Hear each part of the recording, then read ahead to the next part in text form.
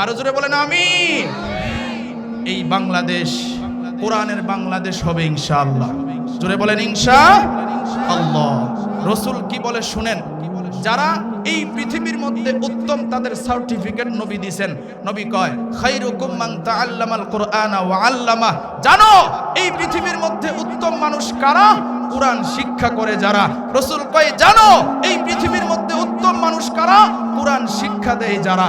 আজকে উলামায়ে কেরামদেরকে ছোট চোখে দেখা হয়, অসহায়ের নজরে দেখা হয়, মনে করছে উলামায়ে কেরাম এই দেশে ভাড়াটিয়া আসছে। কথা ঠিক কিনা বলেন? উলামায়ে কেরাম ভাড়াটিয়া আসে নাই। আজকে আলেম ওলামার অবদানের কারণে, মাদ্রাসার ছাত্রদের অবদানের কারণে যে নাফরমান আর অপকর্ম তোমরা করেছো, আল্লাহর গজব দেখে তোমাদেরকে আল্লাহ আলেম ওলামার বরকতে, মাদ্রাসার ছাত্রের বরকতে বাঁচাইছে। কথা ঠিক কিনা বলেন? না হয় গজব পালায়া ধ্বংস করে ফেলতো। এখনো হুঁশিয়ার হও।